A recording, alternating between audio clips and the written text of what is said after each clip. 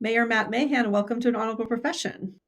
Thanks, Debbie. I'm thrilled to be here. It is so nice to see you. When I was getting ready for this, I was thinking about when we first talked, when we met for the first time, not too long before you were running for mayor.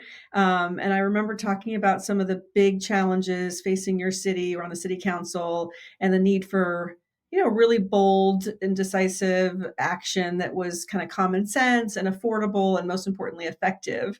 And so I'm really glad to have you here today after now in your second term as mayor, to talk about what you've been able to do. And today in particular, you made a really big announcement. I know that from the get-go of becoming mayor, homelessness was really one of your big focuses. Such a huge issue here in California and across the country, of course. And you have a new initiative you've just announced, that a responsibility to shelter. And I think the message that you were sending is that homelessness should not be a choice. So I would just love to kick off, just dive right in and start with that big announcement and what you're trying to do there in the city with this. Sure. Yeah. Happy to start there, Debbie. And thanks again for having me.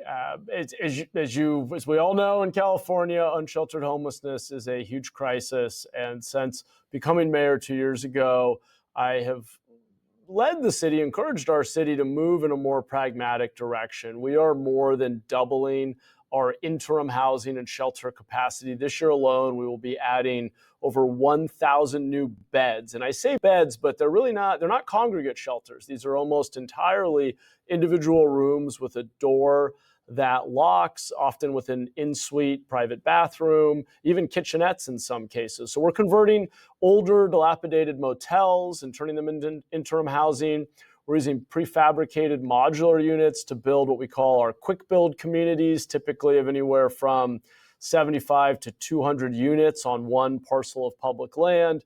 And we've made this huge, really historic investment. And I know Santa Barbara's done some similar work in this area to expand really dignified interim housing and shelter as an alternative to encampments. At the same time, we're finding that about a third of people, and the exact percentage, everybody debates, and I don't think is really the point here, but a portion of our unhoused population, even after repeated outreach, is saying, no, I would rather stay on the streets.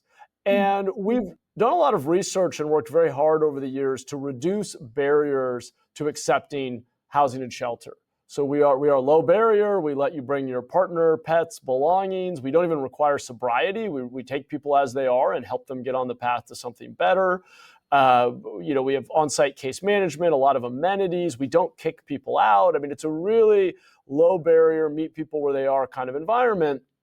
And yet the truth is a portion of our unhoused population, typically the most visible and frankly the most costly for all of society, are folks who are often dealing with behavioral health challenges that are untreated. And the real answer here is behavioral health support. It's inpatient treatment, it's mental health hospitals, treatment centers. It's intervening in a behavioral health issue and getting people the help that they need.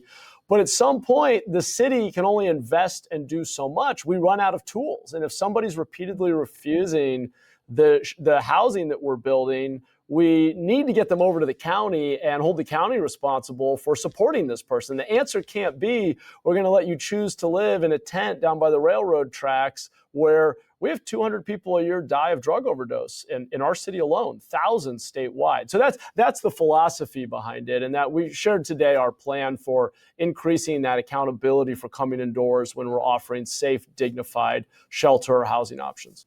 Yeah, I just want to underscore how much you've done to build those beds, because that's a key part of it, right? Is making sure you have those low barrier options for people. I'm That's curious about kind of what kind of response you're getting to this. This is not without its controversy. And particularly, Yeah. I suspect from our side of the aisle, largely potentially. So I'm Oh kind of yeah. curious. Yeah, kind of Yeah. curious on Yeah. how it's going. Well, to your point, we didn't start here. I'm 2 years in, and we've made these historic investments in expanding safe places where people can be. And to be really clear, the goal is not to lock people up. It's to get people into a behavioral health court where a judge informed by healthcare professionals can intervene and hold someone accountable for getting treatment or getting some other form of help. So we didn't start here. This is downstream of other big investments. And you're right, there's a part of the political spectrum, part of a set of stakeholders in the community, largely our advocate community, who are not happy. And I get it. Look, I understand where that wing of the Democratic Party is coming from around feeling that maybe the economy is unfair and that these people are themselves victims of larger structural issues. And I get that. And yet, if we're going to govern and lead our cities and states and country forward, we have to find a middle ground of what works. And when we ask taxpayers, when we ask our residents to accept interim housing for homeless individuals in their neighborhood, I've made a deal with the community, essentially. We've stood up more of these communities than any other city I'm aware of in Northern California, and we've done it by saying, we will resolve homelessness in your neighborhood. You take on the solution, you pay for the solution, you won't see tent encampments in your neighborhood.